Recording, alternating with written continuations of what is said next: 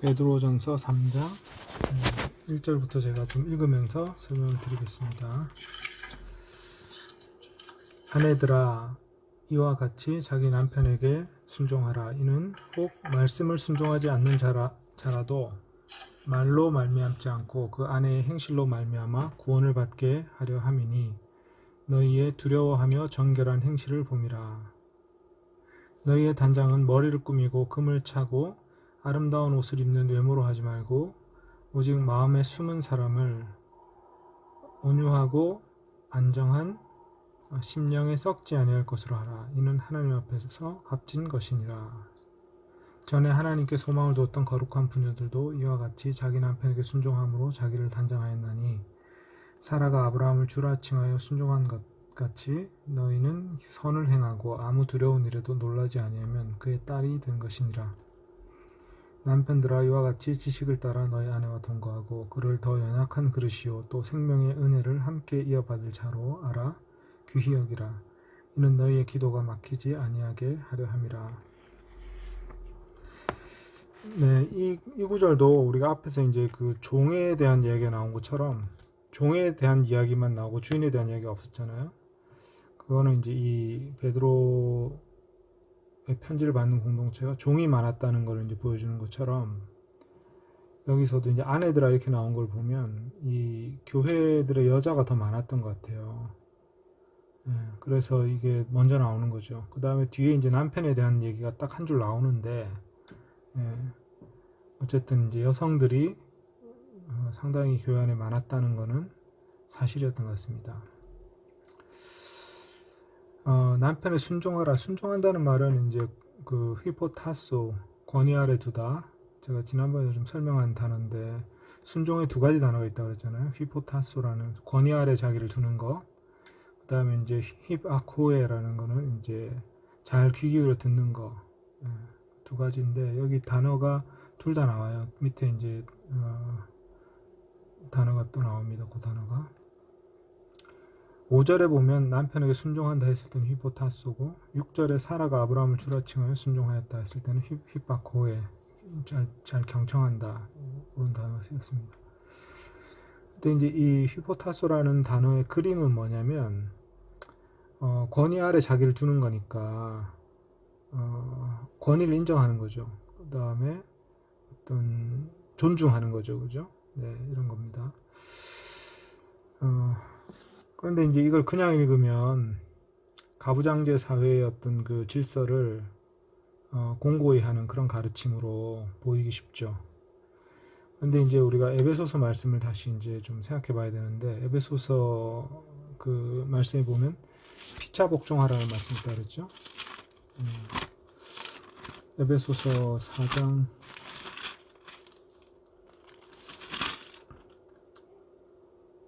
5장 21절 그리스도를 경외함으로 피차 복종하라. 서로 복종하라. 이게 이제 큰 원리라고 그랬잖아요. 크리스찬들 사이의 큰 원리라는 거죠. 이 복종하라는 단어가 바로 히포타소입니다. 그래서 그리스도를 경외함으로 피차 복종하라 한 다음에 아내들이여 자기 남편에게 그렇게 하라. 남편도 마찬가지로 그렇게 하라. 이렇게 이제 흘러가거든요. 그래서 이제 이 원래 큰 그림은 뭐냐면 피차 복종하는 거예요. 왜 피차 복종해야 되냐면 그게 황금률이기 때문에 그렇죠. 황금률, 예수님의 가르침 중에 굉장히 중요한 가르침이잖아요. 황금률. 너희가 대접받고자 하는 대로 먼저 대접하라 이거잖아요. 그죠? 그러니까 이 피차 복종하는 것도 마찬가지죠. 존중받고자 하면 존중해야 됩니다. 그리고 존중을 피차 먼저 하는 것이 크리스천의 관계라 그랬잖아요. 이게 이제 대원칙이거든요. 그런데 여기서 이제 아내들아 남편에게 순종하라 하니까 남편은 순종을 받는 사람이고 아내는 순종을 하는 사람인 것처럼 들린다는 거죠. 한쪽만 얘기하니까. 근데 이제 그렇게 얘기하게 된 이유는 제가 이제 아까 설명한 것처럼 일단 여성들이 많아서 여자를 먼저 언급했기 때문인 것 같아요. 그 다음에 이제 7절에 보면요. 남편들아 이와 같이 지식을 따라 너희 아내와 동거하고 지식을 따라 너희 아내와 동거하고 지식은 이제 복음의 지식을 말합니다. 그를 더 연약한 그릇이요 또 생명의 은혜를 함께 이어받을 자로 알아 귀히 여기라 이렇게 번역했죠. 귀히 여기란 말이 뭐냐면 존중하란 말이에요. 이 존중하라는 동사가 어디 나왔다고요? 2장 17절에 나왔다고 그랬죠. 무사람을 공경하며 형제를 사랑하며 하나님을 두려워하며 왕을 존대하라. 여기 보면 이제 황제를 어떤 태도로 대해야 되면 존경해야 돼요. 황제를. 그 단어가 무사람을 존경하는 데도 쓰였고요. 남편이 아내를 존경하는 데도 쓰입니다. 그래서 이 단어나 순종하라는 단어나 큰 차이가 없어요. 그래서 피차 복종하라라는 단어가 그 원칙이 여기에도 나타나는 거죠. 물론 그 당시 사회가 가부장제 사회였기 때문에 평등하게 어느 정도까지 평등하게 크리스천 가정이 이렇게 됐는지는 우리가 알기는 어렵지만, 그러나 그 정신은 뭐냐면 그리스도를 경외함으로 피차 복종하라. 이것이 이제 크리스천 가정에서도 중요한 원칙이었고, 에베소서 5장에 여기서도 그게 나타난다는 거죠. 근데 그 피차 복종하라는 것, 여기서도 이제 피차 권위 아래 두라, 휘포타소, 피차 그렇게 하라, 서로 그렇게 하라는 거죠. 이게 이제 나오는 더 근본적인 이유는 뭐냐? 그거는 예수님의 황금률 때문이라는 거죠. 크리스천 삶의 가장 중요한 원리잖아요, 황금률이. 그래서 이 순종하라는 단어가 단지 남편은 순종을 받아야 되고 여자는 순종해야 된다, 그런 어떤 위계 질서를 강화하는 그런 말로 읽히기가 쉽지만 복음의 정신으로 자세히 보면 꼭 그렇게 읽을 수 있는 것은 아니다. 이제 제가 그거를 좀 짚어드리는 겁니다. 근데 1세기에는 이런 그 서로 복종하라는 이게 좀 상식을 넘어서는 일이기 때문에 1세기뿐만 아니라 19세기, 20세기까지도 그 말을 그렇게 생각을 안 했어요. 부부가 서로 복종해야 된다는 생각을 안 했어요. 그래서 어떻게 해놨냐면 아까 그 에베소서 말씀을 문단 나누기를 해버린 거예요. 21절을 딱 잘라버리고 22절부터 새로 시작하는 것처럼 문단 나누기를 그렇게 해버렸어요. 그러니까 말이 안 되는 거죠. 그래서 아내들이 자기 남편에게 복종하라 이렇게 됐는데, 사실은 근데 이 문단이 나눠줄 수가 없는 것이 제가 몇 번 얘기했지만 그리스도를 경외함으로 피차 복종하라는 동사가 한번 나온 다음에 22절에 아내들이 자기 남편에게 그렇게 하라. 여기는 동사가 없어요. 22절에는 그렇게 하라 이렇게 돼 있어요. 그러니까 21절을 그대로 받아오는 거죠. 문단을 하면 안 되는 것이죠. 그러니까 이런 게 이제 왜 그렇게 문단하는 게 했느냐, 그게 이제 가부장제적 선입견으로 성경을 읽었기 때문에 그런 겁니다. 그러니까 19세기, 20세기, 뭐 최근까지 지금도 많은 사람들이 그렇게 읽고 있죠. 그러니까 그런 점을 우리가 좀 민감하게 좀 캐치할 필요가 있는 것 같아요. 왜냐하면 이제 우리는 그런 가부장적 질서의 악을 많이 들었고 보았기 때문에 그거를 고착화시키면 안 되잖아요. 그래서 남편에 순종하라. 이거는 이제 황금률의 실천으로서 이렇게 하라는 말입니다. 이는 혹 말씀을 순종하지 않는 자들. 여기서 순종은 위의 단어가 좀 다른 단어인데 설득되지 않아서 거부하는 걸 말합니다. 여기서는 말씀을 거부하는 자라도, 이렇게 번역하는 게 더 좋죠. 그러니까 거부하는 자라도 말로 말미암지 않고 그 안에의 행실로 말미암아 얻어지게 하려 합니다. 구원을 받게 라고 되어 있는데 구원이란 말은 없고요. 얻어지게 하려 합니다. 얻어진다는 말이 이제 그 사람을 설득한다는 그런 뜻이고, 그러니까 의역을 하면 구원받게 하려 합니다. 이렇게 의역이 되어 있는 거죠. 의역 자체는 틀린 건 아니죠. 그래서 이 가족의 복음을 전할 때 이 말로 한다고 잘 안 되는 경우가 이때도 그랬다는 거죠. 말로 설득하려고 해도 잘 안 됐다는 거죠. 이때도. 그런데 어떻게 하라고 했냐면 선한 행실로 말미암아 얻어지게 하는 것이다. 그러니까 이게 좀 더 자연스러운 거죠. 베드로 사도도 남편의 복음을 전하려면 또는 믿게 하려면 말을 많이 할 필요가 없고 좋은 행실로 좋은 모습을 보여야 된다. 이런 얘기를 한 겁니다. 너희의 두려워하며 정결한 행실을 봄이라. 같은 행실이라는 단어 또 나옵니다. 여기. 너희의 단장은, 꾸미는 것은 머리를 닦고 머리를 꾸미고 머리를 닦는 걸 말합니다. 그 다음에 금을 차고, 이거는 이제 금 목걸이 같은 걸 걸치는 걸 말하는 거고요. 그 다음에 아름다운 옷을 입는 외모로 하지 말고 오직 마음에 숨은 사람을 온유하고 안정한이라는 거는 조용함, 고요함을 말하거든요. 그 다음에 심령에 섞지 않을 것으로 하라. 심령이란 말은 이제 성령일 수도 있고 사람의 영일 수도 있어요. 근데 이제 사람의 영일 수도 있고 성령일 수도 있는데, 온유하고 안정함, 조용함, 온유함과 고요함, 이 두 가지가 성령님이 주신 어떤 성품인 거죠. 마음에 숨은 사람이라는 거는 이제 내면의 어떤 그 성품을 말하겠죠. 내면의 인격. 그러니까 겉을 꾸미지 말고 내면의 인격을 온유함과 고요함으로, 성령님이 주신 어떤 그런 성품으로 단장하라 이거죠. 근데 그런 성품은 썩지 아니하는 것이라는 거죠. 이것이 하나님 앞에서 값진 것이다. 그래서 외모를 꾸미지 말고, 그 당시에도 이제 여자들이 외모를 꾸미는 그런 게 이제 많이 유행을 했던 것 같고요. 그 대신에 이제 그게 아니라, 여기서 이제 외모를 꾸미는 여인이라는 걸 보면 여자들의 사회적 지위가 상당히 높았다는 걸 알 수 있어요. 그죠? 종들은 이거 꾸미지 못하거든요. 그러니까 여성들 중에는 사회적 지위가 높은 사람들이 교회에 있었어요. 브리스길라와 아굴라의 그 브리스길라도 상당히 지위가 높은 사람이었고, 그 다음에 이제 그 귀족들 중에도 크리스찬들이 많이 있었어요. 그래서 이제 남자들은 상대적으로 이제 사회적 지위가 낮았고, 여자들은 사회적 지위가 높은 사람들이 꽤 있었다. 그걸 또 우리가 좀 생각을 해야 됩니다. 그래서 5절 보면 전에 하나님께 소망을 두었던 거룩한 여자들도 부녀들도 이와 같이 자기 남편에게 순종함으로, 그러니까 남편의 권위를 인정하는 거죠. 남편의 순종함으로 자기를 단장하였나니 사라가 아브라함을 주라 칭하여 순종한 것 같이, 여기서 사라의 순종은 이제 귀를 기울인 경청하는 겁니다. 주라 칭하여 순종한 것 같이 너희는 선을 행하고 아무 두려운 일에도 놀라지 아니하면 그의 딸이 된 것이니라. 자, 여기 보세요. 선을 행하면서, 그러니까 착한 행실을 가지는 거죠. 그런데 아무 두려운 일에도 놀라지 아니하면, 이렇게 돼 있어요. 그러니까 요거는 뭐겠습니까? 그러니까 악한 일을 당해도 악을 악으로 갚지 않는 걸 말하는 거예요. 이것도 두려운 일에도 놀라지 아니하면. 그래서 어떤 그 악을 악으로 갚지 않는 일, 또는 어떤 두려운 일이 생겨도 하나님을 무지하고 두려워하지 않는 거죠. 하나님이 알아주실 것이다, 하나님이 보여주실 것이다, 그런 생각을 가지고 놀라지 않는 것.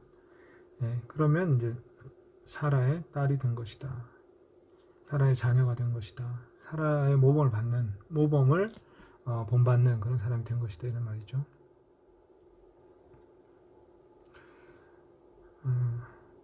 사라가 아브라함을 주라 칭한 거는 그 당시의 관습이었는데, 일반적인 관습인데, 특별히 사라가 그래서 이게 특별히 어떤 그 남편에 대한 존중하는 마음으로 그걸 했다고 해석을 한 것 같아요, 베드로 사도가 그 부분을. 물론 사라 그렇게 했을 가능성이 많겠죠. 베드로 사도가 이제 그렇게 얘기한 거는 또 성령의 감동을 받아서 얘기한 거니까. 그런데 꼭 그렇지 않아도 남편을 주라고 부르는 거는 그 당시에 자연스러운 호칭이었습니다. 그 다음에 남편들아 이와 같이 지식을 따라 너희 아내와 동거하고, 이 지식이 뭔가를 좀 이제 생각을 해봤는데, 이 지식이라는 단어는 좀 그 1세기에는 되게 좀 그 뉘앙스가 많은 단어예요. 지식. 그래서 이 지식이라는 단어는 이제 어떤 그 종교적인 단어가 되었거든요. 그 유대교 종교가 아니라 그 그리스 종교의 지식을 되게 그 중요하게 생각해요. 근데 그 지식이라는 게 그 사람들은 뭐냐면 신비한 지식이에요. 그래서 그 신비한 지식을 가지고 있으면 어떤 종교적인 구원을 이루는. 근데 그 신비한 지식은 그 자기들의 멤버들끼리만 공유하고 있고 절대 바깥에 안 가르쳐 줍니다. 그런 이제 그리스 종교들이 있었어요. 비밀스러운 지식인 거죠. 근데 그 지식을 말로 표현할 수 있는 어떤 그런 명제가 아니라 어떤 체험 같은 것일 수도 있고 어떤 의식에 참여한 경험 같은 것일 수도 있고 그 경험을 포함한 지식이에요. 근데 어쨌든 그런 지식이라는 단어가 이제 그런 식으로 일반적으로 많이 쓰였다는 걸 우리가 좀 알면 그 다음에 이제 생각해 볼 것이 뭐냐면 그러면 이 성경에 나오는 이 신약 성경에 나오는 지식이라는 단어도 그런 뉘앙스가 있다는 거죠. 어떤 뉘앙스가 있냐면 이거는 복음의 비밀을 아는 지식. 예. 그런 걸로 해석할 수 있는 그런 맥락이 되는 겁니다. 그런 배경적인 단어가 가진 어떤 뉘앙스 때문에. 네. 그렇다면 이제 지식을 따라 너의 아내와 동거한다. 이건 뭐냐면 복음에 합당한 그런 인식을 가지고 아내와 관계를 맺는다는 거죠. 그러니까 아내와의 관계가 그 일반인들이 보통은 이제 남자가 주인이고 집안의 모든 걸 다 소유하잖아요. 아내도 소유하고 아들도 소유하고 딸도 소유하고 종들도 소유하고 그러니까 소유 개념이거든요. 근데 그거는 복음의 지식과는 상관이 없는 거죠. 그 당시 문화가 그런 거죠. 예. 그래서 이제 그런 방식으로가 아니라 복음으로 새로워진 어떤 지식, 복음의 지식을 따라서 아내와 관계를 맺어야 되는데 같이 아내와의 어떤 그 피차 복종하라 이런 것이 이제 하나의 예죠, 그죠? 예. 그 다음에 이제 누구든지 거듭나면 남자나 여자나 노인이나 아이나 또 이방인이나 유대인이나 다 그리스도 안에서 하나다. 이게 이제 복음이 알려주는 지식이잖아요. 예. 그런 복음의 지식을 따라서 새로운 관계를 맺어야 되는 거죠. 그게 바로 지식을 따라 아내와 동거하라 이 말에 이제 포함되어 있는 의미입니다. 그리고 아내는 더 연약한 그릇이고 또 생명의 은혜를 함께 이어받을 자. 여기 보세요. 함께 이어받을 자, co-heir라는 건데 이 동료라는 말이에요. 동료. 구원에 참여할 동료. 그러니까 벌써 평등해지죠. 상당히 관계가. 네. 생명의 은혜, 하나님 주신 생명의 은혜를 함께 이어받는 거죠. 그 당시의 그 일반적인 세계관은 남자는 완성된 인간이고 여자는 미완성된 인간이라는 그런 게 그 당시 일반적인 인간관이었어요. 그래서 뱃속에서 완전히 익어서 나오면 남자로 태어나고 좀 덜 익어서 나오면 여자로 태어난다 이렇게 생각했어요. 그게 이제 그레코 로만 인간관이죠. 근데 이제 기독교 세계관 또는 이제 이 복음의 진리 안에서는 은혜를 함께 이어받을 동료라는 거죠. 그런 관점이 이제 복음에서 새로워진 어떤 그 남녀관입니다. 그래서 귀히 여기라 했잖아요. 근데 귀히 여긴다는 게 아까 얘기했듯이 황제를 존중하라 할 때 그 존중하는 건 똑같은 겁니다. 같은 단어입니다. 티마오라는 단어인데 고귀하게 여기는 거죠. 황제도 고귀하게 여겨야 되고요. 이웃도 고귀하게 여겨야 되고요. 남편이 아내도 고귀한 존재로 여겨야 된다는 겁니다. 그래서 이거는 그런 어떤 그 피차 복종하라라는 그 정신과 동일하다고 저는 그렇게 읽을 수 있다고 생각해요. 이는 너희 기도가 막히지 아니하게 하려 함이라. 그러니까 남편이 만약에 아내를 억압하거나 또는 이제 남편이 그때는 어쨌든 권력이 더 있었잖아요. 권력이 있는 사람이 억압하게 되면 기도가 막힌다는 거죠. 기도를 못하게 된다는 거죠. 더 이상. 예. 하나님이 그것을 기뻐하지 않으시니까. 그래서 co-heir로 생각하고 함께 물려받을 은혜를 함께 물려받을 자로 알고 동료로 생각하고 존중해야 된다. 피차 복종하라 이 말씀이죠. 그 다음에 8절. 혹시 여기까지 질문 있으세요?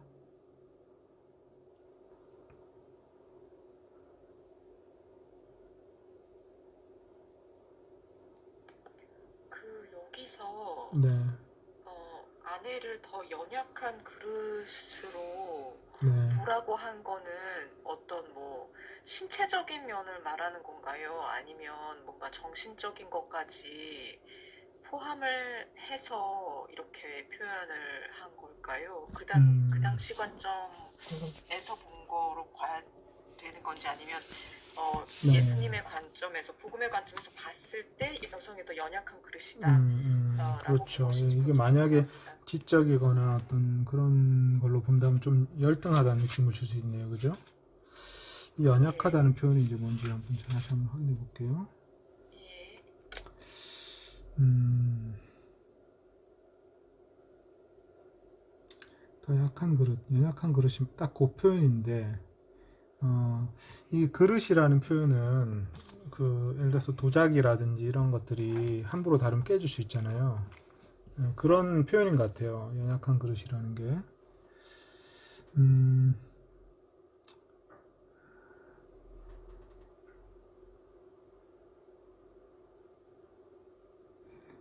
아마 이건 생물학적으로 남성이 훨씬 더 이제 강하고 힘이 있다는 거를 이제 포함한 것 같은 그런 의미를 포함한 것 같은데 여기서 만약에 어떤 지적인 열등함이라든지 이런 뜻이 있는가 그렇게 봤을 때는 그렇게 읽기는 좀 어려운 것 같아요.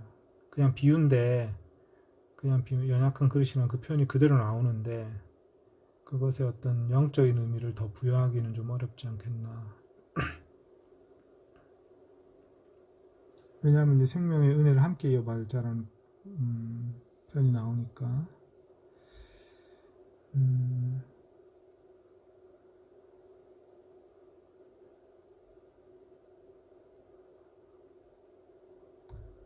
생명의 은혜를 함께 이어받을 자처럼 존중해야 된다. 그 말이 나오거든요. 존중을 표시해야 된다. 그래서 그런 어떤 그 연약함이 어떤 지적인 연약함이나 감정적인 연약함 그런 의미로 쓰였다고 보기에는 좀 어려울 것 같습니다. 그건 억지로 집어넣는 거죠. 의미를 부여하는 거죠. 자연스럽게 나오는 게 아니라.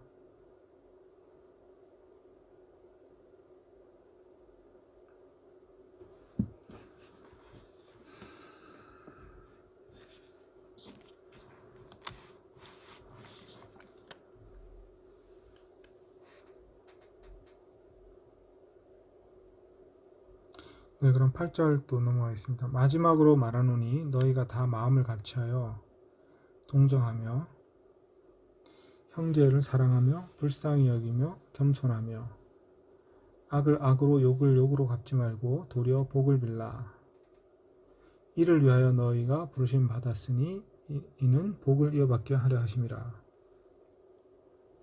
자, 이를 위하여 너희가 부르심 받았으니는 그 앞부분이 아니라 뒷부분입니다. 뒷부분. 이를 위하여 너희가 부르심 받았으니 즉 복을 이어받게 하려 하심이라. 복을 물려받게 하려 하심이라.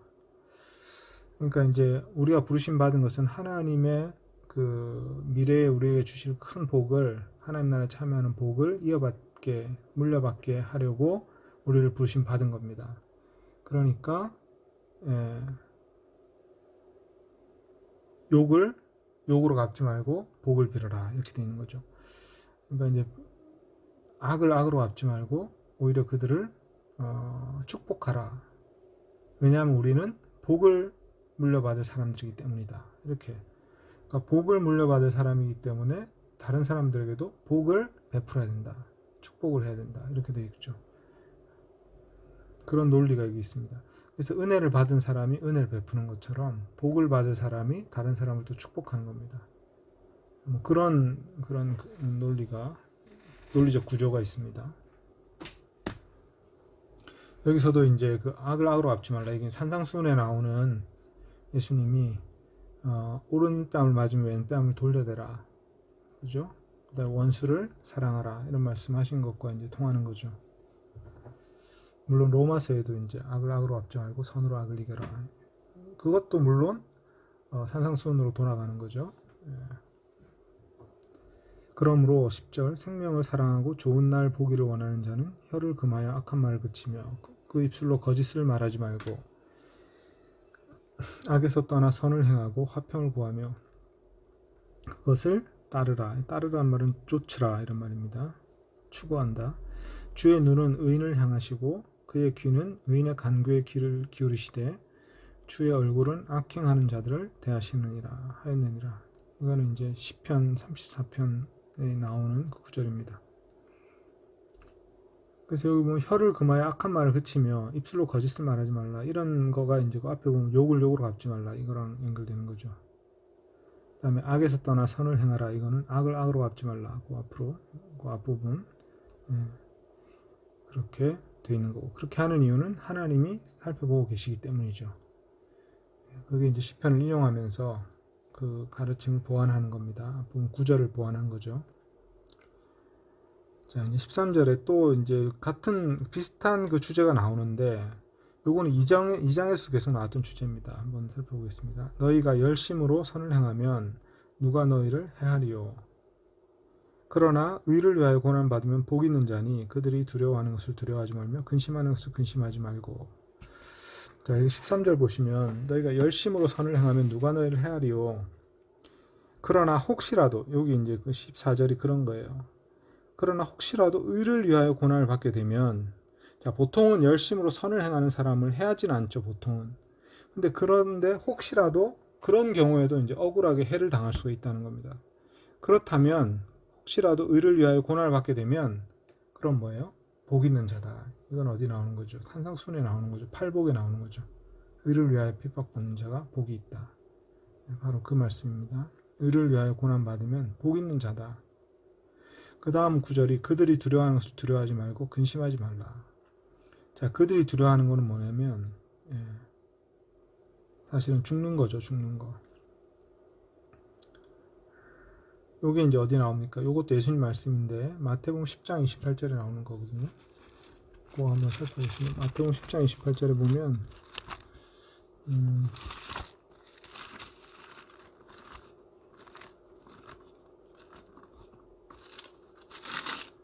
10장 28절이,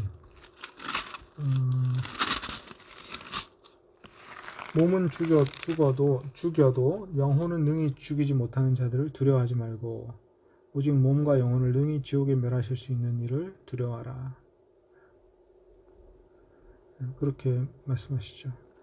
그러니까 사실은 사람들이 두려워하는 게 결국은 고난받는 거고, 고난받는 걸 두려워하는 이유는 괴롭기도 하지만 결국 가장 두려워하는 것은 죽음이에요. 그죠? 여기서도 이제 그들이 두려워하는 것을 두려워하지만 모든 사람이 사실은 고난받고 죽는 걸 두려워합니다. 그 죽음이 허무하고 의미 없는 죽음이 될까봐 두려워합니다. 그런데 이제 그들이 두려워하는 그것을 두려워하지 말고, 그리스도인들은 그들이 두려워하는 그것을 두려워하지 말아야 되고, 그 대신에 근심하지도 말아야 되고, 그 대신에 그리스도를 마음에 모셔야 된다. 이렇게 말합니다. 그러니까 이게 이제 예수님이 가르치신 말씀 중에 고난에 관해서 가르치셨잖아요. 제자들이 이제 고난 받을 것이다 이런 말씀 가르치셨는데, 그 가르침을 가만 보면 요한계시록도 그렇지만 고난 중에 우리를 보호하신다고 하셨거든요. 머리카락까지도 다 세고 계신다 그렇게 말씀하셨고, 그런데 이상하게도 고난이 없을 거라고 얘기를 하지 않으셨어요. 너희는 항상 고난을 피해갈 것이다. 고난은 너희를 못 덮칠 것이다. 이렇게 말하지 않고, 고난이 올 거지만 너희는 두려워할 필요 없다. 너희는 보호받고 있다. 그렇게 얘기하셨거든요. 근데 또 한편으로는 너희가 고난받아서 죽을 것이다. 죽을 때에도 믿음을 지켜야 된다. 이런 말씀도 하신 거예요. 순교한다는 거죠. 그럼 고난을 받아서 순교까지 하면 고난 다 당한 거지. 뭐 보호하신 거냐. 이런 생각이 들잖아요. 그죠? 그래서 우리가 이제 그걸 묵상을 좀 해봐야 되는 거죠. 고난 중에 보호하신다고 했는데, 고난 당해서 죽는 사람도 생겨났고, 실제로 죽겠다고 예언도 하셨고, 요한계시록 보면 다 예언도 있어요. 요한계시록뿐만 아니라 복음서에도 있는 것 같습니다. 죽는 데까지 넘겨주겠다 이런 말이 있습니다. 그래서 그런 거 보면 이게 무슨 보호하는 거냐, 다 죽었는데, 이렇게 이제 생각할 수 있잖아요. 그래서 제가 이제 이거를 좀 묵상을 해봤는데, 제가 이제 묵상하면서 좀 깨닫게 된 건 뭐냐면, 하나님이 우리를 보호하시는데 그 보호는 죽음의 경계를 넘어서 보호하시는 것 같더라고요. 그래서 우리를 죽음의 경계 안에서 보호하시는 게 아니라 죽음의 경계를 초월해서 보호를 하십니다. 이게 이제 좀 이상하게 들리겠지만 예수님 말씀을 종합적으로 생각해 보면 결국 그런 말씀 하신 거예요. 그러니까 우리가 죽든지 살든지 하나님 안에서는 되게 안전한 거예요. 근데 우리가 그거를 받아들이기가 쉽진 않죠. 그런데 어쨌든 그리스도인들이 고난받아 죽을 수도 있는데, 그러나 머리카락 하나도 손상되지 않는 것처럼 하나님 우리를 다 보살펴 계신다. 두 가지 말씀이 다 있거든요. 그래서 죽어도 우리는 죽지 않는 것이죠. 왜냐하면 하나님 안에 살아있기 때문에. 예. 그런 관점이 이제 필요하게 되는 말씀인 거죠. 여기서 이제 아무 두려운 일에 놀라지 말라. 예. 그들이 두려워하는 거 두려워하지 말라. 했는데 그리스도인 이 당시에는 죽음이 훨씬 더 흔했어요. 우리는 죽음이라는 게 그렇게 흔하진 않습니다. 우리 주변에 죽는 사람 보기 어려우니까. 근데 그 당시에는 훨씬 더 죽는 사람 보기가 쉬웠죠. 예. 폭력도 훨씬 심했고요. 살인, 강도 이런 게 훨씬 더 많았고, 그 다음에 노인들도 뭐 죽기도 하고, 어린아이도 죽기도 하고, 병에 걸려 죽기도 하고, 뭐, 예.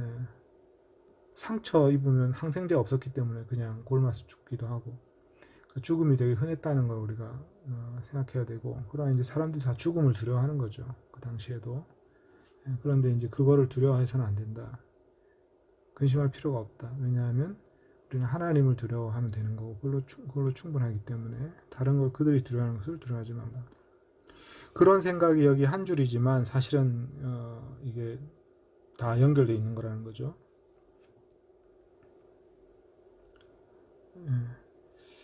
너희 마음에 그리스도를 주로 삼아 거룩하게 모시고, 거룩하게 하고, 거룩하게 모시고, 이런 말이죠.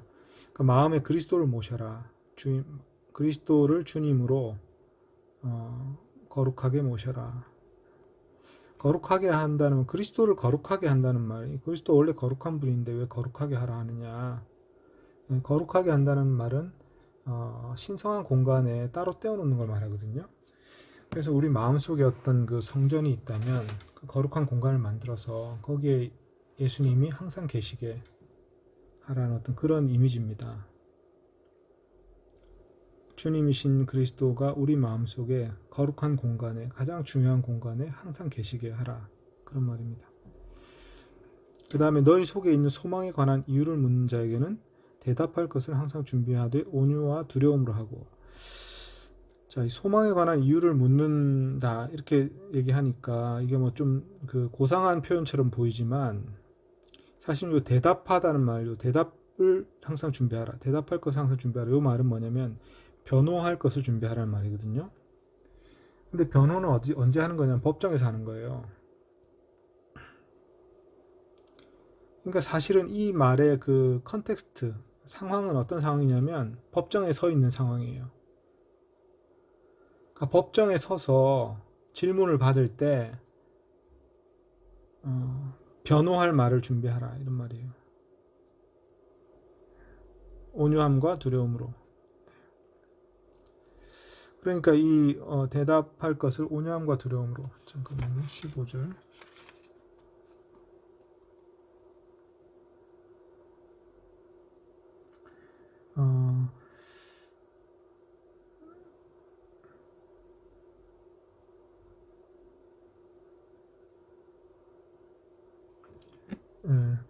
온유함과 두려움은 그 다음 구절에 붙습니다. 그래서 16절에 붙는 거고요.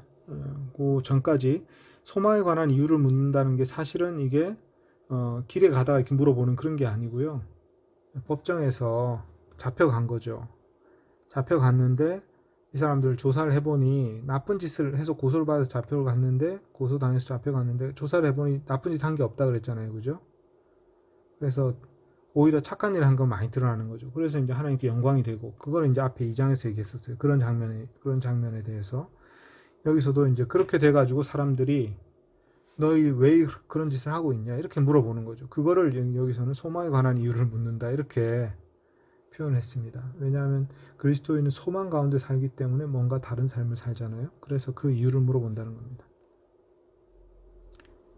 그래서 약간 그 법정에 선 그 장면을 조금 돌려서 말한 거죠.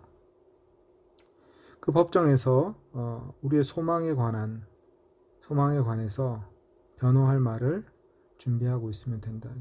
우리가 이제 악한 일을 하지 않고 선행을 늘 하고 있으면 법정에 잡혀갈 일이 없는데, 그러나 억울하게 고소를 당해서 법정에 잡혀간다. 그럼 그 잡혀간 그곳에서 우리 삶을 낱낱이 드러나게 되고 그때 선행으로 가득 차 있는 게 드러나야 되는 거죠. 그리고 왜 그렇게 살았냐, 왜 그렇게 다른 사람을 도우며 살았냐 이렇게 이랬을 때는 우리의 소망에 관한 이야기를 하게 되는 거죠. 그런 이야기가 여기 이제 이 표현에 들어 있는 겁니다. 자, 그 다음에 16절에 이제 온유와 두려움으로 하고 선한 양심을 가져라. 15절에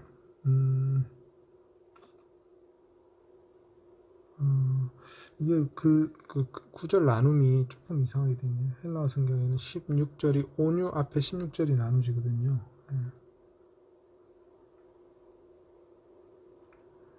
온유와 두려움으로 선한 양심을 가져라.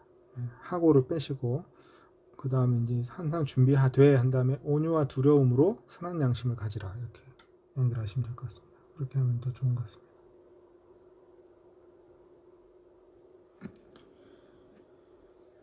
선한 양심을 가져라. 이는 그리스도 안에 있는 너희의 선행을 욕하는 자들로 그 비방하는 일에 부끄러움을 당하게 하려 함이라.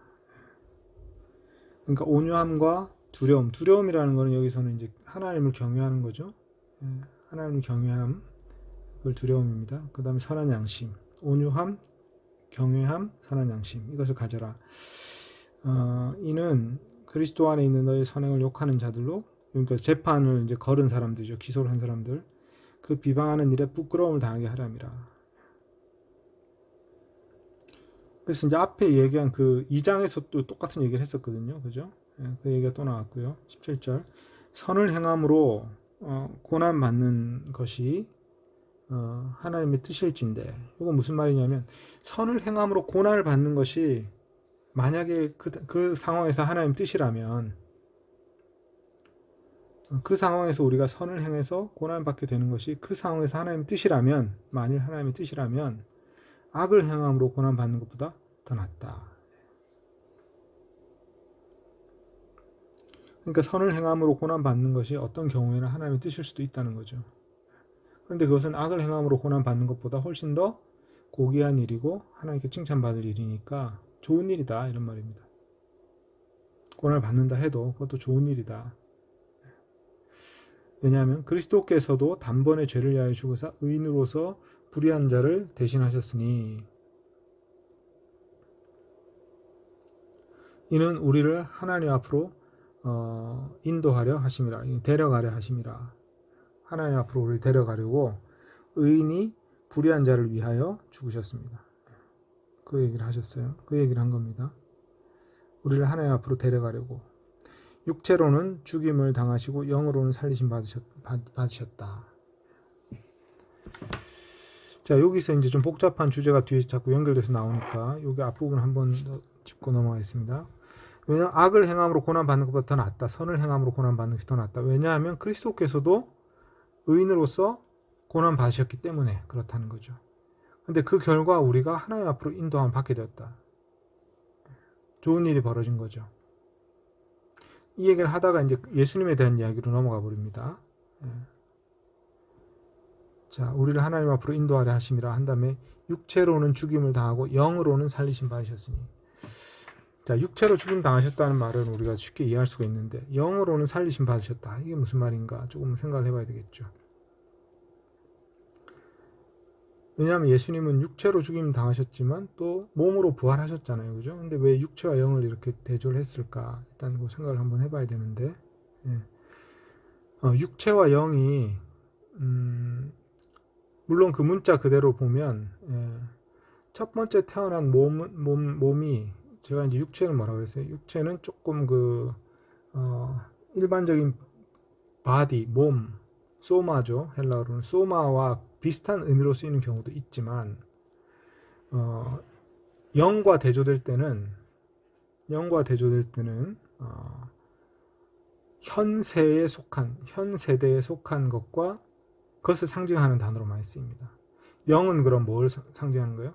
미래 세대에 속한 것을 상징하는 거죠. 성령님이 미래에서 오신 분이잖아요. 그래서 이제 성령님과 육체가 대조되는 거죠.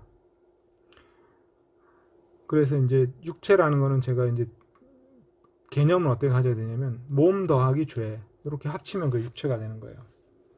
그렇게 생각하면 성경 읽을 때 좋은 것 같아요. 근데 이게 꼭 육체가 반드시 나쁜 의미로만 쓰이는 건 아니고 인간의 어떤 그 하나님의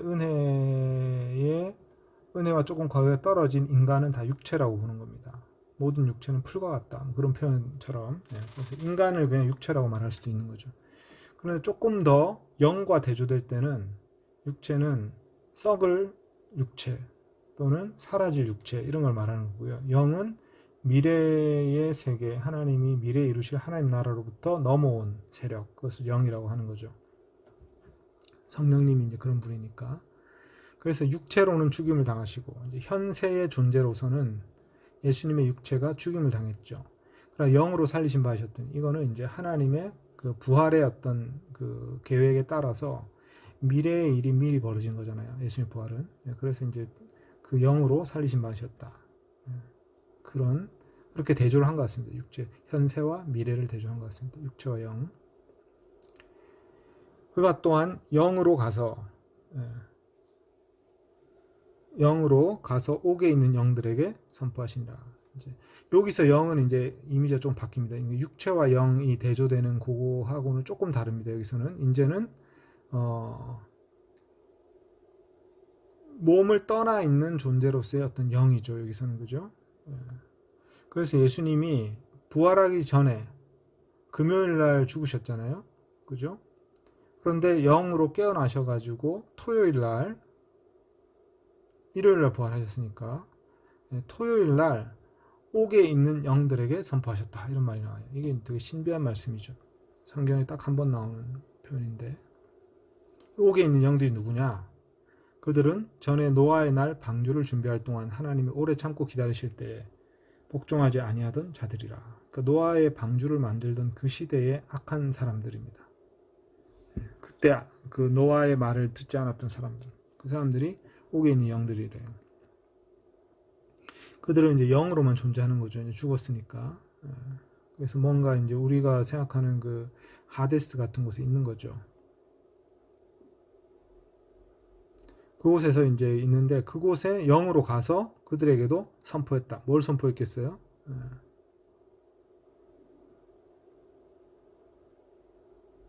복음을 선포했겠죠. 예수님의 어떤 그 하나님의 계획을 선포했겠죠. 그런데 그 결과 이들이 뭐 믿었는지 안 믿었는지는 안 나와요. 그런데 이제 이 말씀이 있는 이유는 여기서는 이제 좀 신학적 추론인데요. 뭐냐면 죽은 자들의 세계까지 복음이 전파되었다는 걸 말합니다. 그러니까 복음이 전파되지 않은 곳이 아무것도 없다는 것을 표현하기, 그런 걸 보여주는 거죠. 그래서 죽은 자들의 세계에도 복음이 들려졌습니다. 그래서 예수님이 오시기 전에 죽은 자들도 복음을 들을 기회를 얻게 된 거죠. 그 결과 이들이 구원받았는지 안 받았는지는 알 수 없어요. 안 나오니까. 그러나 어쨌든 예수님이 성토요일날, 우리 보통 성금요일이라고 그러잖아요. 예수님 돌아가신 날. 이게 이제 성토요일입니다. 성토요일에 하데스에 내려가셔가지고 거기에 있는 죽은 자들에게 복음을 선포하셨다. 그렇게 나옵니다. 그래가지고 방주에서 물로 복종하지 않은 자들아, 방주에서 물을 통해 구원 얻은 자가 몇 명뿐이니 겨우 8명이라. 물로 말미암아로 되어 있는데 말미암아는 좀 뜻이 안 통하고요. 원래 이제 헬라어로도 물을 통하여 이렇게 됩니다. 물을 통과하여 이렇게 됩니다. 방주에서 물을 통과하여 구원을 얻은 자가 몇 명뿐이니 겨우 8명이라. 8명은 이제 노아의 가족들이죠. 그래서 이제 물을 통과하여 구원을 얻었다. 이 말은 뭐겠어요? 물을 통과했다. 이 물은 세례를 말한다. 이렇게 된 거죠. 자, 21절에 보면 물은 예수 그리스도께서 부활하심으로 말미암아 이제 너희를 구원하는 표니 곧 세례라. 그때 노아의 방주도 홍수를 통과하고 배가 살아남은 것처럼 바로 그 물이 우리가 지금 이제 예수님 믿을 때 통과하게 되는 세례의 물이라는 거예요. 자, 그런데 그 세례는 뭐냐? 육체의 더러운 것을 제하여 버림이 아니고 하나님을 향한 선한 양심의 간군이라. 이게 또 무슨 말이냐면 세례는 육체의 더러운 것을 제하여버림이 아니고 이건 씻는 게 아니라는 거죠. 씻음. 이 씻음으로서의 세례는 요한의 세례는 씻음으로서의 세례입니다. 요한의 세례. 요한은 죄 씻음의 세례를 가르쳤어요. 그리고 그거는 이제 에스겔서에 나옵니다. 에스겔서에 죄를 씻는 세례가 나옵니다. 그래서 세례와는 씻는 세례를 얘기했거든요. 그런데 여기서는 그 육체의 더러운 걸 제하여 버리는 것이 아니다. 이 세례는. 그럼 뭐냐? 하나님을 향해 선한 양심이 간구를 드리는 것이다. 이렇게 되어 있습니다. 이게 무슨 표현인가 참 이게 어려운 표현이죠. 그러니까 함축적이어가지고 이해를 잘 안 되는 표현인데 하나님을 향해서 선한 양심이 간구를 하는 거죠. 뭘 간구하겠습니까? 우리가 세례를 받을 때 예수님과 함께 죽잖아요, 그죠? 근데 이 죽는 것은 우리가 자발적으로 선택을 하는 거잖아요. 세례는 자기가 선택을 하는 거예요. 내가 세례 받기로. 선택한다고 해서 다 세례 주는 건 또 아니지만 어쨌든 자발적인 선택을 해야 세례를 받습니다. 근데 그것은 예수님 안에 우리가 이제 로마서 6장에서 보듯이 세례를 받는다는 것은 우리가 죽음을 통해서 예수님 안으로 들어가는 거죠. 세례 예수님 안으로 들어가는 게 바로 세례입니다. 그래서 be baptized into Jesus라고 그랬죠. 예수님 안으로 세례를 받는다. 예수님 안으로 들어가서 예수님의 죽음과 우리의 죽음, 예수님 안에서 우리도 죽게 되는 거죠. 그 다음에 예수님의 부활과 함께 우리도 부활하게 되는 거잖아요. 근데 이 세례는 선한 양심의 간구다. 이 말은 무슨 말이냐면 하나님 우리가 세례를 받사오니 우리를 부활의 은혜에 참여하는 자 되게 하옵소서라는 그런 요청을 하는 거예요. 그게 선한 양심의 간구입니다. 근데 그게 응답이 될지 안 될지는 모르는 거죠. 왜냐하면 그건 하나님의 은혜에 달린 일이니까. 그래서 그냥 선한 양심의 간구라고 했어요. 세례는 하나님을 향해서 나를 구원해 주소서, 저에게 새로운 생명을 주소서라고 간구하는 그 표현이라는 거죠. 육체의 더러움을 제하해버리는 어떤 그런 것이 아니라 선한 양심의 간구다. 그런데 그 간구를 하나님은 어떻게 하시나요? 그러니까 세례를 받는 자들에게, 예수님 안에서 세례 받는 자들에게 예수님의 생명도 나누어 주시죠. 그래서 성령을 선물로 주시죠. 그러니까 양심의 간구에 따라 성령을 받게 되죠. 네, 그것이 이제 물에 대해 설명한 겁니다. 노아의 방주의 물을 얘기하다가 세례의 물을 설명하게 된 거죠. 그 다음에 22절 그는 하늘에 오르사, 예수님이 다시 돌아옵니다. 그는 하늘에 오르사 하나님 우편에 계시니 천사들과 권세들과 능력들이 그에게 복종하니라. 예수님에 대해서 다시 얘기하죠. 그러니까 이게 지금 예수님의 이야기를 18절부터 쭉 이어서 꼬리에 꼬리를 물고 얘기했는데요. 이런 꼬리에 꼬리를 무는 화법이 이 고대에는 되게 많았어요. 어떻게 꼬리에 꼬리를 물었는지 한번 살펴보겠습니다. 17절 보면 고난받는 것 얘기 나오죠. 그래서 18절에 보면 그리스도께서 고난받는 얘기를 하셨죠. 그죠? 그 다음에 육체로는 죽임 당하시고 영으로는 살리심 받으셨다 했잖아요. 그 영 얘기하다가 그가 영으로 가서 옥에 있는 영들에게 선포한다 해서 영으로 꼬리를 물었죠. 그 다음에 노아의 방주 얘기하다가 물 얘기 나왔죠. 그 물 얘기하다가 세례 얘기 나왔죠. 21절. 세례 얘기하고 나서 이제 다시 그리스도께로 다시 돌아왔습니다. 그러니까 이게 이제 꼬리에 꼬리를 무는 그 방식이죠. 그래서 이제 여러 가지 주제를 꼬리에 꼬리를 물고 이렇게 얘기하게 된 거죠.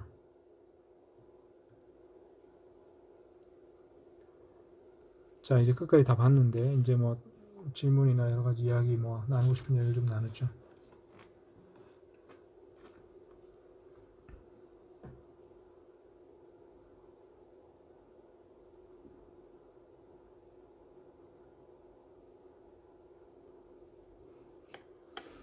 마지막 절의 권세들과 능력들은 뭔가요? 네, 이게 이제 이것도 되게 신비한 표현인데 제가 이것도 설명을 안 하고 넘어갔네요. 그러니까 이 하늘의 이제 구조를 이제 그 당시 사람들은 어떻게 생각했는가 보면 이제 하늘이 여러 개의 겹으로 이렇게 돼 있었습니다. 그리고 뭐 3층천, 4층천 뭐 7층천, 9층천 뭐 이렇게 해가지고 한 9개의 층이 있다고 생각했어요. 그래서 하나님이 맨 꼭대기 층에 계신 거죠. 그리고 요 각 층마다 그 층을 다스리는 천사들이 있는 거죠. 그리고 이제 그 천사들이 바로 하늘에 있는 별이라고 생각했어요. 별들이 많잖아요. 그게 이제 여러 그 층마다 하늘에 이제 빛나는 그것들이 다 이제 천사들이라고 생각한 거죠.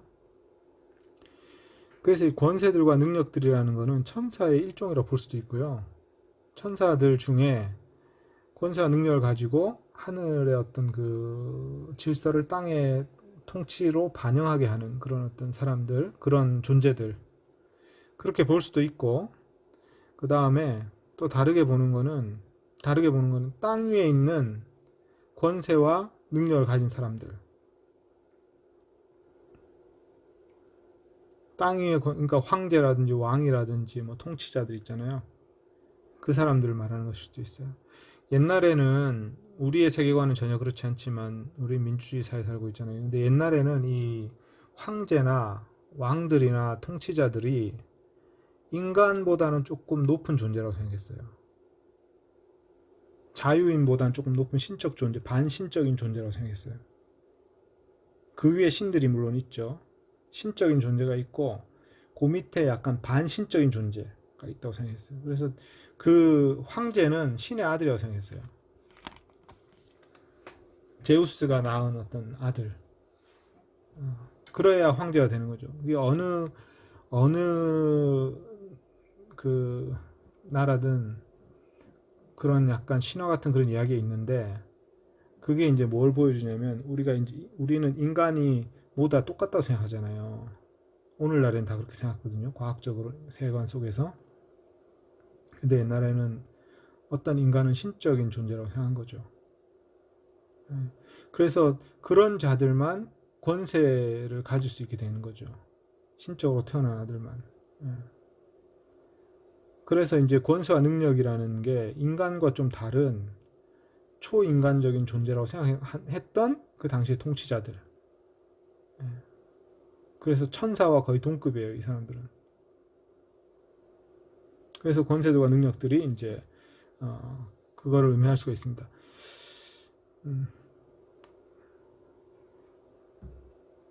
그런데 이제 이 권세들과 능력들 중에서 하나님의 뜻을 따르지 않는 자들도 있잖아요, 그죠? 그게 이제 악한 권세와 능력인 거죠. 악한 권세와 능력. 하나님의 원래 통치 질서에 따라야 되는데 따르지 않고 자기 마음대로 통치하는 악한 권세와 능력들이 있습니다. 이런 자들은 사탄의 졸개가 되는 거예요. 사탄의 졸개. 사탄이 그들을 지배하는 거죠.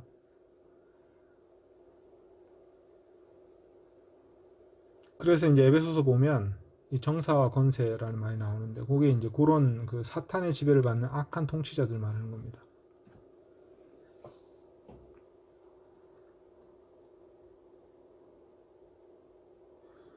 여기서는 어쨌든 모든 권력을 가진 존재들이 예수님께 복종한다, 복종되게 된다, 이런 표현이죠. 모두가 다 복종하는 건 아니죠. 악한 사탄의 지배를 받는 권세와 능력들이 또 있고요. 임시로는 아직 남아있죠. 그런 존재들이. 임시가 아니고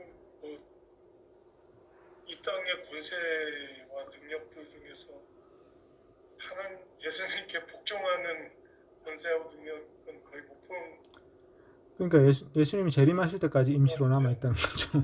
예수님이 재림하실 때까지는 임시로 그런 악한 정사 권세들이 있는 거죠. 근데 우리가 보기에는 복종하는 존재가 있느냐, 복종하는 존재가 하나라도 있느냐, 그런 말이죠. 하나라도 그런 복종하는 존재가 있느냐. 자기도 모르게 복종하는 거죠. 자기도 모르게.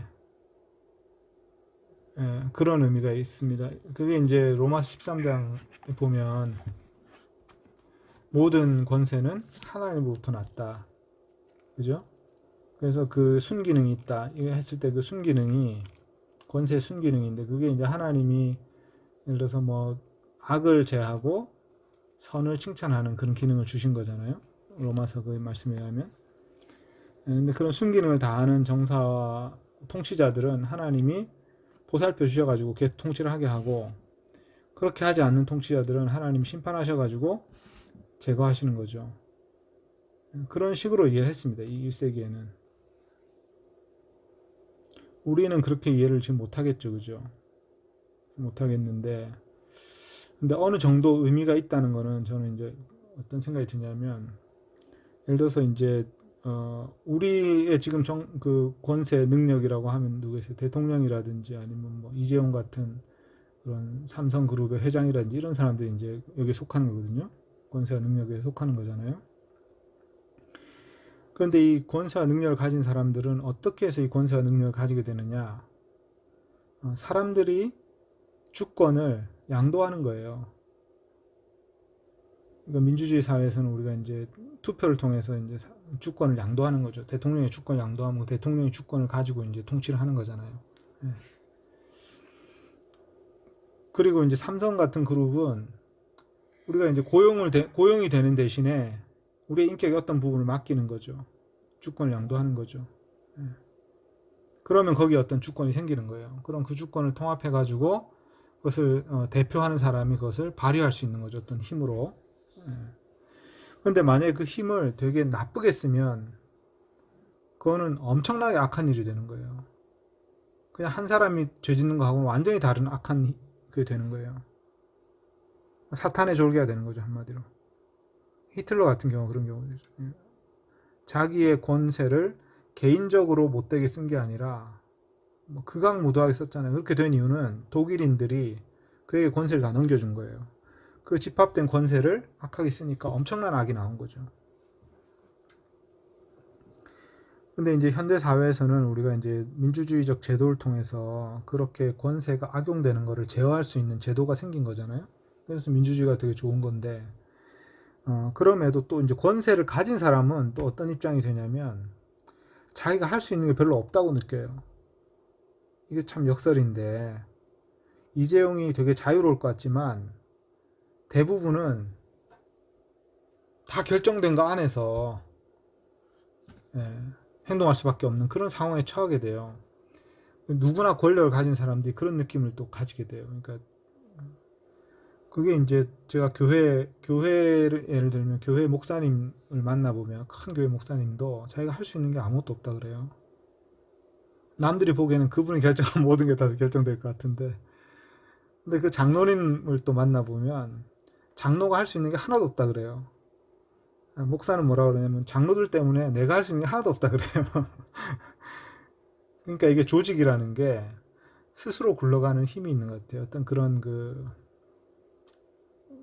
스스로 생존하려고 하는 생명의 원리가 있는 것 같습니다. 조직뿐만 아니라 국가도 그렇고 뭐 모든 게 그렇습니다. 그래서 권력이라는 게 이게 인간의 힘, 개인의 힘이 아니라 집합된 어떤 강력한 힘이 발생하는 거죠. 그런 의미에서 이제 신적 존재처럼 보이는 거죠. 그런 권력을 가진 사람들이 옛날에 그랬고 이제 오늘날에는 꼭 신적 존재를 우리가 보지는 않지만 권력의 역동은 비슷하게 돌아가죠. 근데 어쨌든 그 권력은 타락하기도 쉽다. 그래서 그 권력을 가진 사람은 훨씬 더 조심해야 되고, 훨씬 더 깨어 있어야 된다. 그래서 하나님이 이제 그런 권력을 맡기는 정치인들이라든지 또는 어떤 뭐 그런 분들은 훨씬 더 깨어 있어야 되고 죄에 빠지지 않기 위해서 조심해야 되고, 왜냐하면 권력 자체가 엄청난 또 그 악을 행할 수 있는 가능성과 유혹에 또 노출되어 있기 때문에 그런 것 되게 조심해야 되는 거죠.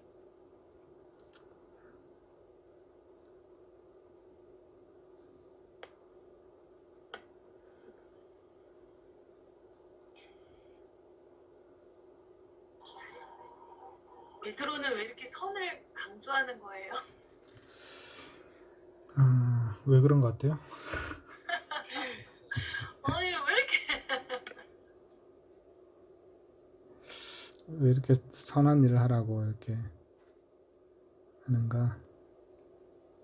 그게 이제 하나님이 우리를 부르신 어떤 그게 어디 나왔죠? 21절 이를 위하여 너희가 부르심 받았으니 2장 21절 이를 위하여 너희가 부르심 받았으니 그리스도도 너희를 위하여 고난받아서 너희에게 본을 끼쳐 그 자취를 따라오게 하려 하셨느니라 한 다음에 그리스도는 욕을 당하시되 맞대 욕하지 않으셨다. 고난을 당하시되 위협하지 않고 공의로 심판하는 이에게 부탁하셨다. 그래서 악으로 갚지 않고 선으로 악을 이기는 게 그리스도의 모범이었고 그것을 위해서 너희가 부르심 받았다. 그러니까 이제 이 하나님은 악과 싸우고 계신데 그 악과의 싸움을 싸울 때 하나님은 악으로 갚으실 수 있는 분이잖아요. 힘으로는. 예. 근데 폭력을 폭력으로 해결하실 수 있는 분이거든요. 근데 그렇게 해결하면 우주의 문제가 해결 안 된다고 보신 거죠. 하나님이. 예. 그래서 악을 선으로 이겨야만 된다. 십자가로 악을 극복해야만 된다. 이게 하나님의 계획이었던 것 같고 그 계획에 따라서 이제 우리가 구원을 받았기 때문에 우리도 그 계획에 맞춰야 되는 거죠. 선으로 악을 이기는 그 계획에 하나님의 거대한 계획에 맞춰 살아야 되는 거죠. 복음의 큰 이야기 안에서 그리스도인들이 그 이야기에 동조된 존재로 살아야지 내 생각에는 이게 더 좋은 것 같아 하고 이렇게 했다가 하나님의 계획과 이제 반대쪽으로 갈 수 있으니까 그래서 선으로 악을 이기라고 자꾸 말씀하시는 것 같습니다.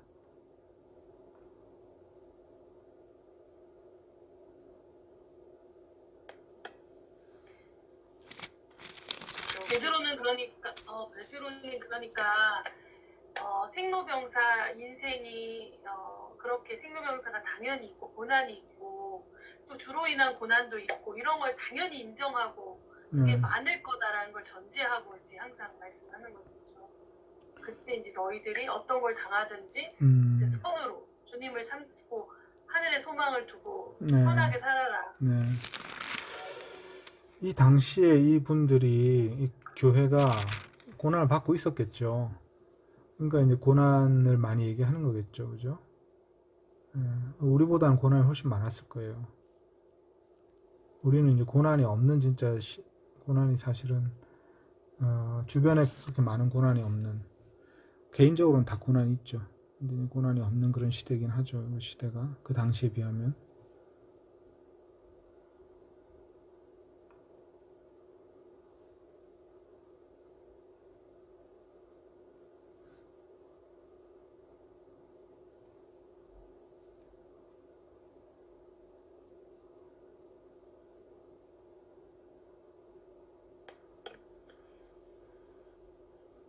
저 12절에 그 주의 얼굴은 악행하는 자들을 대하시느니라 이렇게 돼 있는데 네네. 사실 주님의 얼굴을 뵙는 건 되게 좋은 일 같은데 네, 이게 맞아요. 지금 그러니까 네. 어떤 화난 얼굴로 대하시는 건가요? 이게 사실은 이 표현 12절 주의 눈은 의인을 향하시고 그의 귀는 의인의 간구에 기울이시되 주의 얼굴은 악행한 자들을 대하시느니라 이렇게 돼 있는데 이게 사실 셋 다 의인을 대하시느라 해도 이상하지 않은 그런 표현이에요. 그런데 이제 악인들을 대한다는 것은 아무래도 어떤 심판을 위해서 악인을 쳐다보시는 것일 테니까 여기 이제 시편 34편 12편이죠. 12절이죠. 한번 시편에는 어떻게 나와 있는지 한번 보겠습니다.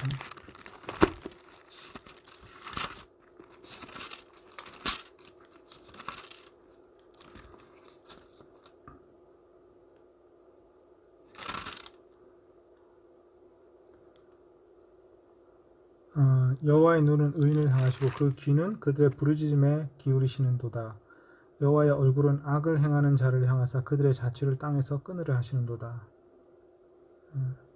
시편 인용한 것 같네요. 시편 인용했는데 완벽하게 인용하지 않고 살짝 요약해서 인용한 것 같습니다. 결국은 이제 의인은 하나님이 계속 돌보시고 악인은 심판하신다, 진노하신다 악인에게는 그 말을 한 건데 얼굴을 대한다는 그 표현 자체는 꼭 나쁜 건 아니에요. 방금 지적하신 것처럼.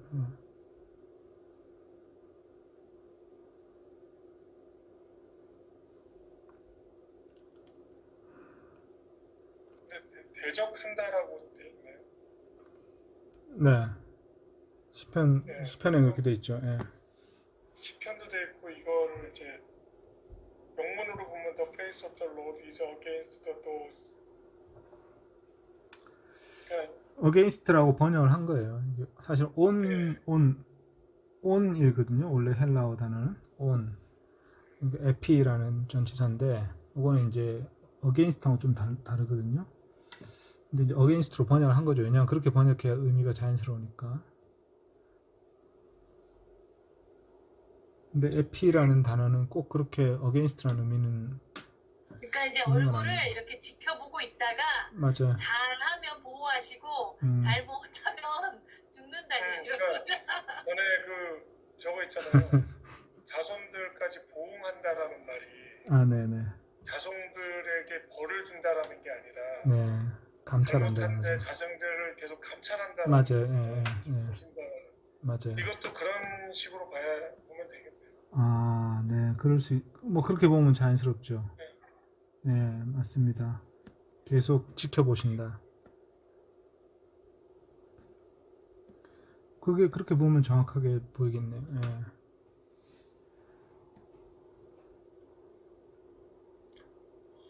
절에 아브라함이 제가 볼 때는 사라한테 좀 이렇게 좀 치여서 사는 면들도 좀 있잖아요. 그런 면이 좀 있죠. 네. 예. 있죠. 있는데 예. 이런 비유가 이 듣는 사람들한테 그 구약을 잘 아는 사람들이 들었으면은 이게 그렇지 이렇게 됐을 거야 아니면 저건 좀 비유가 잘 안 맞는다 이렇게 알았을까 싶어요. 관주가 제가 보고 있었거든요. 관주가 창세기 18장 12절이라고 되어 있는데 18장 12절 한번 볼게요. 아, 여기 표현이 하나 있네. 예, 사라가 속으로 웃고 이르되 내가 노쇠하였고 내 주인도 늙었으니 내게 무슨 즐거움이 있으리요. 그런 표현을 했네요. 사라가 다른데 또 주인이라고 한 말이 있나?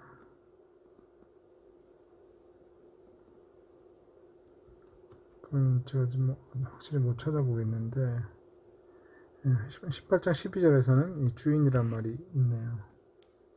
근데 거기 외에는 또 없는 거 아니야? 그리고 뭐 이것도 뭐 우리 영감이 뭐 이런 정도 느낌인데 맞아요, 네. 그 정도 순종하고 복종한 느낌보다는 나중에 그 하갈 쫓아낼 때는 거의 뭐 엄청 괴로워하잖아요. 네. 네, 그렇죠. 네, 그냥 그렇게 보고 있어요. 근데 이게 사라에 대해서 우리는 이제 창세기밖에 모르지만 유대인들은 우리가 모르는 자료들이 있을 수도 있어요. 그러니까 그 구전 전승, 그러니까 그 탈무드 같은 거. 탈무드도 이제 오늘날 많이 사라져 버렸겠죠. 우리 시대에는. 근데 이제 사라에 대한 여러 가지 이야기가 있을 수 있습니다. 제가 지금 확실히 모르겠어요. 이게 왜 여기 모범이 되는 건지. 3장 6절에 사라에 대해서 좀 이미지 바꿔야 되겠네요. 제가 센 이렇게 돈으로 느끼고 있어요. 우리가 보통 그렇게 읽게 되죠. 아무래도 창세기를 보다 보면 그죠? 일부러 그렇게 읽으려는 게 아니라 그렇게 보게 되는데 요 6절이 과연 어떤 배경이 있는지 요거는 제가 조금 더 찾아봐야 될 것 같은데 또는 주석 같은 걸 조금 더 보면 나와 있을 수도 있는데 이게 좀 사실 6절이 말이 앞에 문장하고 뒤에 문장이 또 좀 연결이 안 돼요. 보면 앞에는 남편에게 복종했던 것을 강조하는데 그러면서 그걸 받아서 뭐라고 여러분도 사라를 본받아서 두려워하지 않고 선한 일을 하는 거라고 하죠. 그게가 좀 연결 관계가 좀 이게 뭐냐면 남편이 괴롭히는 경우를 말하는 것 같아요.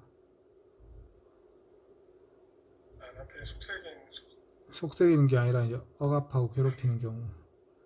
그러니까 여기 이제 두려운 일을 이제 남편이 이제 미친 짓을 하는 거죠, 한마디로.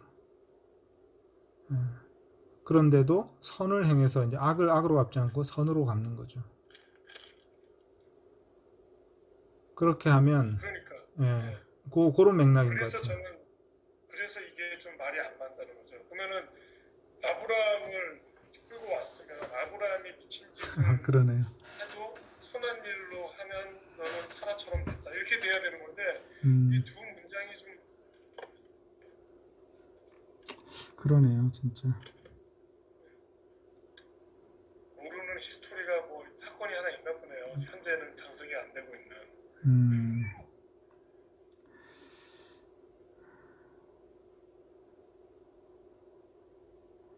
그게 진짜 조금 뭔가 연결이 안 되는 건 맞아요. 잠언 3장 25절이 나오는데 이건 뭘까? 관조가 또 그런 게 있네요. 잠언 3장 25절. 잠깐 찾아보겠습니다. 시편 잠언. 시간이 많이 남아서 좀 여쭤본 거니까. 네네. 사라 트집을 엄청 잡고 싶어하는 가부장적인 마인드가 있지 않을까라는 생각이 그래요, 드네요. 맞아요. 아브라함이 사라한테 뭐 잘못한 건 없나요? 좀 그렇게 읽히는데 네. 다 연결이 되는데? 나도 저는 성경에 나온 그러니까. 몇 가지 단편만 가지고 사라를 아. 평가하는 것은 옳지 않다는 생각이 들고 사라도 점점점 음, 하나님의 딸로서 성장을 해온 과정이 있을 것이고 궁극적으로는 모범이 됐다 이렇게 그렇죠. 보면 되지 않을까요? 없는 사실을 미친 짓을 가지고 아니. 편을 듣는 것도 좀 문제가 있는 것 같아요. 저는 그런 사람이 아닌 거 아시잖아요. 그래서 자신 있게 그거는 우리가 알 수 없는 거고요. 잠언 3장 25절이 잠언 3장 25절이 이제 비슷한 구절이 있네요. 표현이 비슷한데 맥락은 좀 다르지만 여기 이제 한번 보겠습니다. 3장 21절부터 지혜에 대해서 쭉 얘기하다가 여호와의 지혜가 이제 놀랍고 그 지혜를 가진 자가 복되다 한 다음에 21절에 내 아들아 완전한 지혜와 근신을 지키고 이것들이 내 눈앞에 떠나지 말게 하라. 그리하면 그것이 내 영혼의 생명이 되며 내 목의 장식이 되리니 내가 내 길을 평안히 행하겠고 내 발이 거치지 아니하겠으며 내가 누울 때 두려워하지 않으겠고 내가 누운 중 내 잠이 달리로다. 그러니까 하나님의 지혜에 따라 행하면 이렇게 잠을 평안하게 자게 된다는 거죠. 너는 25절이 이제 비슷한 구절인데 너는 갑작스러운 두려움도 악인에게 닥치는 멸망도 두려워하지 말라. 대저 여호와는 내가 의지할 이시니라. 내 발을 지켜 걸리지 않게 하시리라. 그러니까 이 갑작스러운 두려운 일이겠죠. 악인에게 닥치는 멸망, 갑작스러운 멸망 이런 거 두려워하지 말라. 근데 선을 행하다 보면 예상하지 못하는 어떤 나쁜 일이 오더라도 놀라지 않는다. 사라가 그랬다는 거죠. 그러니까 그죠? 사라가 예상치 못한 악한 일에도 놀라지 않았던 어떤 담대함이 있었던 것 같아요. 그 사라처럼 믿음을 가지고 그렇게 담대함을 가져라. 근데 그 담대함이 어디에 나오는 이야기인지는 우리가 지금 창세기에서는 잘 기억이 안 나고 어떤 뭐 다른 이야기가 있을 수도 있습니다. 뒤늦게 애를 가졌잖아요. 그 이삭을 응. 번제로 바치라고 음, 한 그 사건을 사라는 전혀 모르고 있고 그냥 둘이 나가나 보다 이렇게 생각한 건지 아니면 혹시 그 사건이 하나의 예가 될 수도. 맞아요. 그러니까 이게 우리는 그 성경밖에 모르지만 이 유대인들은 성경 가지고 굉장히 많은 이야기를 지어냈는지 뭐 아니면 어떻게 전승이 됐는지 그래가지고 우리가 모르는 이야기가 되게 많이 있어요. 사라의 그런 이야기 있을 수도 있습니다. 근데 지금까지 남아있지는 않을 수도 있죠. 글로. 그래서 외경이나 위경 같은데 그런 우리가 알지 못한 이야기들이 나오는 경우가 종종 있거든요. 창세기에 안 나오는 내용들이. 그런 거를 이제 그 랍비들의 문헌 같은 걸 보면 그런 게 이제 되게 많이 나와요. 신기한 그 성경 이야기들이. 이런 것도 이제 큰 주석책 보면 요게 나와 있을 수가 있습니다. 요 관련된 어떤 랍비 문헌의 어떤 그 이야기가 나와 있을 수 있는데 제가 이 베드로 전서 주석을 사려고 봤는데 제가 큰 거 안 사고 작은 거 하나 샀는데 작은 거에는 안 나오네요. 큰 주소를 사야 되나?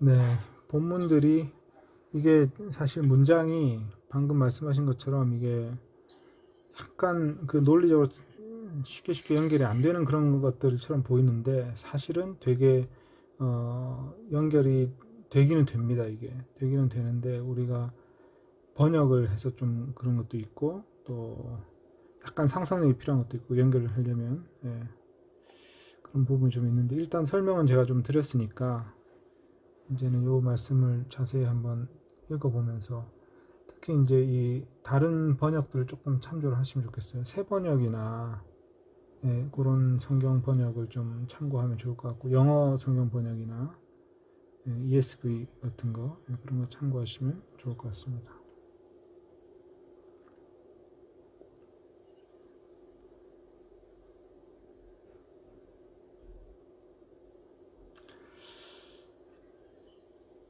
네, 그러면 한 주간 동안 또 잘 묵상하시고